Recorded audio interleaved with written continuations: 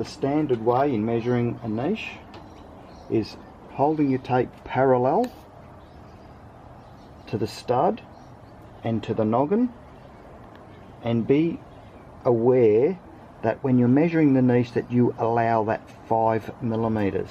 Now the camera is zooming in now, you can see that that niche would be a 600 niche because the opening is 605. So in measuring the length of the niche, that would be 605, the niche would be 600.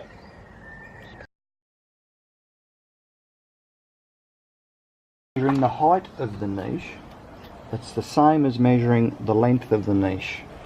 I'm holding the tape parallel, not on an angle like that, but parallel. Now tape's telling me that the height of the timber work is 405.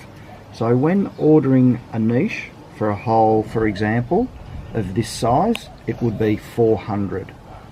Okay, now we're measuring the depth of the niche. Now most homes use a 90mm stud.